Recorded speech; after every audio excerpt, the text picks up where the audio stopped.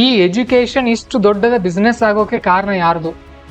ತಂದೆ ತಾಯಿದೆ. ಗೌರ್ಮೆಂಟದ್ದು ಅಲ್ಲ, ಆ ಸ್ಕೂಲ್ ಅವ್ರದ್ದು ಅಲ್ಲ.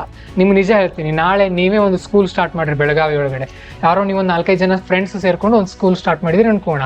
ನೀವು ಫೀಸ್ ಕಡಿಮೆ ಇಟ್ರಿ, 10-15 ಸಾವಿರ ಫೀಸ್ ಇಟ್ರಿ ಅನ್ಕೊಡ್ರಿ.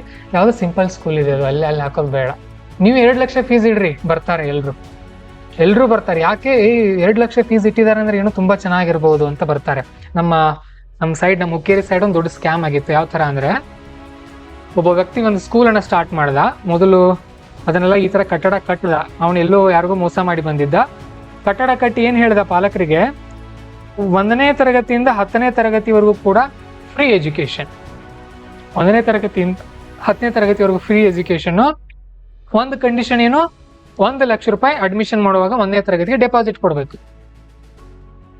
1ನೇ ತರಗತಿಗೆ ಅಡ್ಮಿಷನ್ ಮಾಡುವಾಗ ನೀವು 1 ಲಕ್ಷ ರೂಪಾಯಿ ಕೊಟ್ರಿ ಅಂದ್ರೆ, ನಾವು 1ನೇ ತರಗತಿಯಿಂದ 10ನೇ ತರಗತಿವರೆಗೂ ಕಲಿಸ್ತೀವಿ ನಿಮ್ಮ ಮಕ್ಕಳಿಗೆ.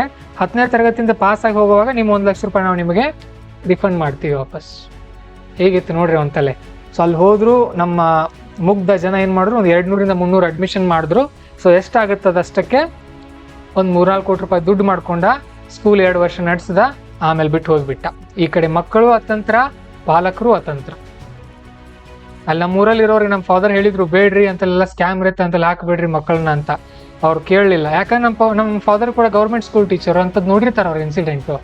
ನಿಮ್ಗೆ ನಿಜ ಹೇಳ್ತೀನಿ, ಎಜುಕೇಶನ್ ಎಲ್ಲಾದ್ರೂ ಚೆನ್ನಾಗಿದೆ ಅಂತ ಅಂದ್ರೆ ಅದು ಗೌರ್ಮೆಂಟ್ ಸ್ಕೂಲ್ಗಳಲ್ಲಿ. ಯಾಕೆ ಹೇಳ್ರಿ, ಗೌರ್ಮೆಂಟ್ ಸ್ಕೂಲ್ಗಳಲ್ಲಿ ಯಾಕೆ ಚೆನ್ನಾಗಿದೆ ಎಜುಕೇಶನ್? ಪ್ರೈಮರಿ ಮತ್ತೆ ಹೈಸ್ಕೂಲ್ ಅಂತೂ ತುಂಬಾ ಚೆನ್ನಾಗಿದೆ ಗೌರ್ಮೆಂಟ್ದು. ಯಾಕೆ ಚೆನ್ನಾಗಿದೆ ಹೇಳ್ರಿ? ಫ್ರೀಡಮ್ ಇರುತ್ತಲ್ಲಿ. ಮಕ್ಕಳಿಗೆ ನೀವು ಎಷ್ಟು ಫ್ರೀಡಮ್ ಕೊಡ್ತೀರಿ ಅಷ್ಟು ಚೆನ್ನಾಗಿ ಬೆಳಿತಾರೆ ಅವರು. ಓಕೆ, ನೀವು ಅವರನ್ನ ಇದರಲ್ಲಿ ಬೆಳೆಸಿದ್ರೆ, ಏನು ಲಿಮಿಟೇಷನ್ಸ್ ಅನ್ನ ಹಾಕಿ ಬೆಳೆಸಿದ್ರೆ ಅವರು ಹಾಳಾಗಿ ಹೋಗ್ತಾರೆ. ಈ ಪ್ರೈವೇಟ್ ಸ್ಕೂಲ್ಗಳಲ್ಲೆಲ್ಲ ಹಾಗೇನೆ, ಕೈ ಕಟ್ ಬಾಯಿ ಮುಚ್ಚು ಅಲ್ವಾ, ಹಾಗೆ ಇರುತ್ತೆ ನೋಡ್ರಿ ಅಲ್ಲೆಲ್ಲ. ಹಾಗಂತ ಗೌರ್ಮೆಂಟ್ ಸ್ಕೂಲ್ಗಳಲ್ಲಿ ಎಜುಕೇಶನ್ ಚೆನ್ನಾಗಿದೆ, ಬಟ್ ಅದನ್ನ ಚೆನ್ನಾಗಿ ಇರೋಕ್ ಬಿಡ್ತಾ ಇಲ್ಲ ಗೌರ್ಮೆಂಟ್ನವರು.